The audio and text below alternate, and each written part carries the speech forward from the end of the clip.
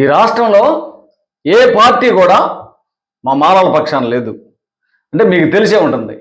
ఈ రాష్ట్రంలో ఉన్నటువంటి పార్టీలన్నీ ఒకటయ్యి ఒక కక్షతోటి, కుట్రతోటి, పక్షపాత దూరంతోటి, వివక్షతోటి మాలలను అణసివేయాలనే ఉద్దేశంతో పనిచేస్తున్నాయి.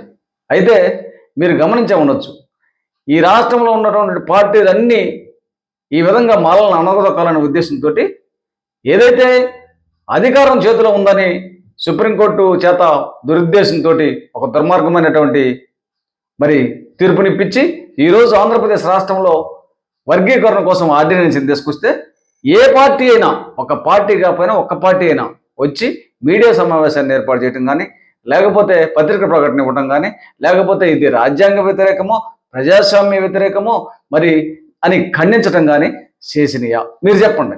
ఏ పార్టీ అన్నా వచ్చి ఈ విధంగా చేసినయా? చేయలా. అన్ని పార్టీలు ఒకటైనవి. అయితే మేము ఒకటే తెలియజేస్తున్నాం మాల మహానాడు తరపున, ఈ అన్ని పార్టీలు ఒకటైనా కూడా మాకు సుప్రీంకోర్టు కంటే మిన్న ఈ దేశంలో రాజ్యాంగం అనేది ఒకటి ఉంది. మీరు ఒకటే గమనించుకోవచ్చు.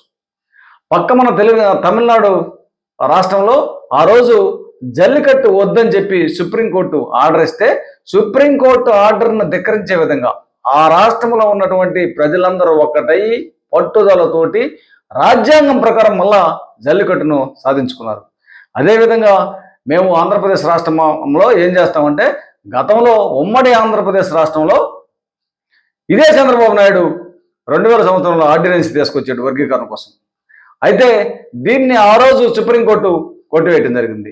ఈరోజు దొడ్డిదారిని తీసుకొచ్చినటువంటి ఆర్డినెన్స్ను, వర్గీకరణ కోసం తీసుకొచ్చిన ఆర్డినెన్స్ను కూడా మళ్ళా న్యాయస్థానాన్ని ఆశ్రయించి ఖచ్చితంగా దీన్ని ఆర్డినెన్స్ని రద్దు చేపిస్తామని ఆంధ్రప్రదేశ్ రాష్ట్ర మాల మహానాడు తరపున మేము ఎన్నో కార్యక్రమాలు కూడా చేస్తున్నాం. న్యాయ పోరాటం చేస్తాం. మాకు న్యాయం గెలిచిద్ది. రాజ్యాంగమే ఈ దేశంలో మిన్నని తెలియజేస్తాం.